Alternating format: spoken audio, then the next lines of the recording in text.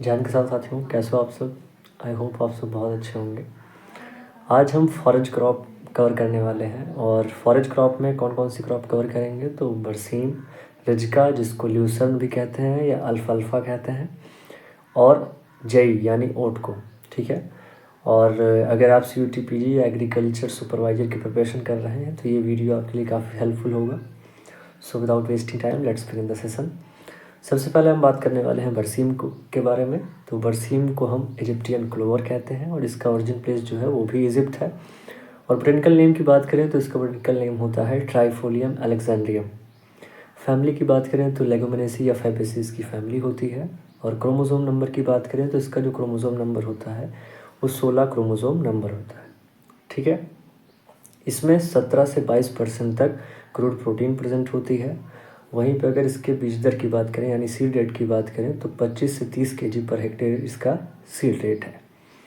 इसकी वैरायटीज़ जो है एग्ज़ाम में पूछी जाती हैं और वहीं से क्वेश्चंस भी बनते हैं। तो इसको मतलब इसकी वैरायटी को हम दो कैटेगरी में पढ़ेंगे, diploid varieties and tetraploid varieties. ठीक है। तो डिप्लॉयड वैरायटीज़ की बात करें तो वरदान है जो कि Indian grassland and fodder research institute जो कि झांसी में है, वहाँ से डेवलप्ड वैरायटी है। और दूसरी है मेस्कवी जो कि हाई यील्डिंग वैरायटी है और बहुत ज़्यादा पूछी जाती है इसका एग्ज़ाम में।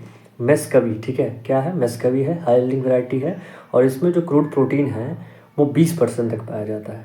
ठीक है। और टेट्राप्लॉयड वैरायटीज़ की बात करें तो पूसा जायंट है और टाइप 526 है। पूसा जायंट जो वैरायटी है वो IRI से डेवलप है और CUT-PG 2025 में क्वेश्चन पूछा गया था। ठीक है। तो अगर आप CUT-PG की प्रिपरेशन कर रहे हैं तो बरसीम आपके लिए इम्पॉर्टेंट है, इसको आप ज़रूर पढ़ के जाइएगा। ठीक है। और बरसीम ही नहीं, जितनी भी क्रॉप्स हैं फॉरेस्ट क्रॉप, आपको इसको कवर करके ही जाना है। ठीक है। हो सकता है इस बार बरसीम पूछा, अगली बार ल्यूसन पूछ ले। ठीक है। या ओट से भी पूछ सकता है। Is that clear? So this is all about berseem. I hope आपको बरसीम समझ में आया होगा। नेक्स्ट हमारी क्रॉप है ल्यूसन जिसको अल्फा कहते हैं। ठीक है। और अल्फा जो है ये एक अरेबिक वर्ड है, ये भी आपको पता होना चाहिए। Is that clear? और साथ ही साथ इसको रिजका भी कहते हैं। ठीक है। रिजका, ल्यूसन या अल्फा अगर बात की जाए तो तीनों बातें एक ही हैं, मतलब तीनों जो है इसके कॉमन नेम है और ल्यूसन इसको कहा जाता है। बाकी रिजका और अल्फा इसका क्या है, कॉमन नेम है। बोटेनिकल नेम की बात करें तो इसका बोटेनिकल नेम होता है मेडिकागो सटाइवा। क्या होता है? मेडिकागो सटाइवा। क्या बोटेनिकल नेम है? मेडिकागो सटाइवा। फैमिली की बात करें तो इसकी भी जो फैमिली है वो लेगुमिनेसी है जिसको हम फेबेसी भी कहते हैं। ठीक है। और इसमें जो होता है 17 से 25% तक इसमें क्रूड प्रोटीन प्रेजेंट होता है। तो 17 से 25% तक इसमें क्रूड प्रोटीन होता है और इसमें फाइबर भी पाया जाता है। और फाइबर कितना होता है इसमें? 25 से 30% तक इसमें फाइबर देखने को मिलता है। ठीक है। और ओरिजिन प्लेस की बात करें तो साउथ वेस्ट एशिया इसका ओरिजिन प्लेस है। ठीक है। तो क्या है? South west Asia. अब देखो, मुझे सारे पॉइंट लिखने होते हैं कि सीरियल वाइज आपको क्या मतलब आपको बताना है कि अगले बात इसके बाद कौन सा पॉइंट है। तो मैंने यहाँ पर पॉइंट नोट किए हैं, वही देख के मैं आपको बताता हूँ। ठीक है। कोई मतलब देखा दिखाया नहीं बोल रहा है। ठीक है। मतलब कुछ लोग ऐसा सोचते होंगे, तो ऐसा बिल्कुल नहीं है दोस्त। मेरा मतलब ये होता है कि जो चीज़ मुझे अच्छे से समझ आई है, जिस चीज़ को मैंने अच्छे से पढ़ा है, एनालाइज़ किया है, वही मैं आपको पढ़ाऊँगा। ठीक है। और जो एग्ज़ाम ओरिएंटेड होगा, जो एग्ज़ाम में पूछा जाता है। ठीक है। फर्जी चीज़ें नहीं बताएंगे कि उस चीज़ के बारे में बताते रहें। जैसे ये सारी क्रॉप है तो इसमें वैराइटीज़ बहुत ज़्यादा इंपॉर्टेंट है। क्रूड प्रोटीन पूछा जाता है, ओरिजिन प्लेस इंपॉर्टेंट है। ठीक है। फैमिली कौन सी है, बोटेनिकल नेम क्या है, इसके आगे ज़्यादा इससे नहीं पूछा जाता है जितने भी फॉरेस्ट क्रॉप्स आप पढ़ेंगे। ठीक है। तो नेक्स्ट इसका जो सबसे पहले जो कल्टीवेशन है वो ईरान में स्टार्ट हुआ था, ये भी आपको पता होना चाहिए। और इसका जो बीज दर होता है वो 20 से 25 kg पर हेक्टेयर इसका बीज दर है। ठीक है। यानी सीड रेट है। और इसका आइडियल सोइंग टाइम है वो अक्टूबर से नवंबर के बीच में इसका आइडियल टाइम है। तो ये भी आपको पता होना चाहिए। अब वैरायटीज़ की बात कर लेते हैं, इसकी वैरायटीज़ कौन कौन सी हैं और वही बहुत ज़्यादा एग्ज़ाम में पूछी जाती हैं। तो आप याद करिएगा वैरायटीज़: निमाच 1, निमाच 2। ठीक है। निमाच 1, निमाच 2, सिरसा 8, सिरसा 8। उसके बाद Rambler, Chetak, Anand 2, Anand 3, Rambler, Chetak, Anand 2, Anand 3, Nimach 1, Nimach 2, Sirsa 8। These are the important varieties of lucerne या अल्फा। ठीक है। अब आप ये बताइए कि ये इसका जो है क्रोमोसोम नंबर कितना है। अब आप ये कमेंट करके बताइएगा। ठीक है। ये क्वेश्चन मैं आपके ऊपर छोड़ के जा रहा हूँ, ठीक है। और लास्ट हमारी क्रॉप है जिसके बारे में हम बात करने वाले हैं, जई यानी ओट के बारे में, ठीक है। तो इसका जो बोटेनिकल नेम होता है वो होता है अवीना सटाइवा, ठीक है। क्या होता है? अवीना सटाइवा। और ये तो आपका नॉर्मल ओट है, एक होता है वाइल्ड ओट, ठीक है। उसका जो बोटेनिकल नेम होता है वो होता है अवीना फचुआ। क्या होता है? अवीना फचुआ, जिसको वाइल्ड ओट कहते हैं, और ये खरपतवार है, ठीक है। ये भी बहुत ज़्यादा पूछा जाता है इसका बोटेनिकल नेम, तो ये भी आपको पता होना चाहिए। एक पॉइंट मिस कर दिया है मैंने, ल्यूसर्न में लूपिंग, ठीक है, LOPPING। लूपिंग जो है इंपॉर्टेंट प्रैक्टिस है जो कि रिज्का में की जाती है।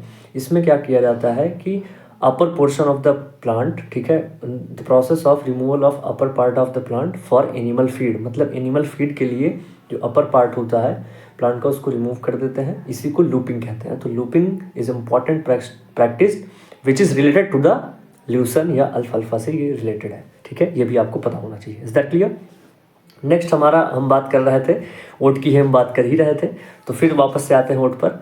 और ओट का जो बोटेनिकल नेम होता है वो होता है अवीना सटाइवा। इसकी जो फैमिली है वो पोएसी है, ठीक है, ठीक है। इसकी फैमिली कौन सी है? पोएसी इसकी फैमिली है। और इंडिया में पंजाब, हरियाणा और यूपी में इसका कल्टीवेशन किया जाता है।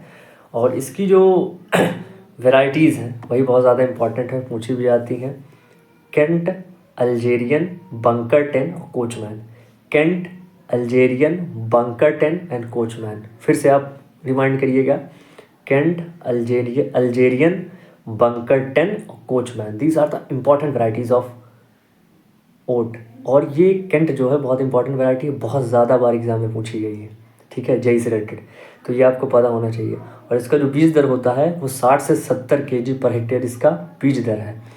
और बेस्ट टाइम इसका जो है सोइंग का, तो इसका बेस्ट टाइम जो सोइंग है वो मिड अक्टूबर से मिड नवंबर के बीच में इसका जो है सोइंग टाइम है। और क्रिटिकल स्टेज ऑफ इरिगेशन आपसे अगर पूछे जय का, तो टिल्डिंग स्टेज है। कौन सी स्टेज है? टिल्डिंग स्टेज। और इसकी जो हार्वेस्टिंग है वो कब की जाती है, ये भी बहुत इंपॉर्टेंट क्वेश्चन है, पूछा जाता है। तो इसकी जो हार्वेस्टिंग है वो डफ स्टेज पर की जाती है। किस स्टेज पर की जाती है? डफ स्टेज पर की जाती है।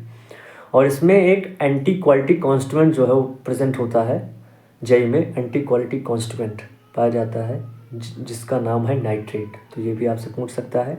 So this is all about oat.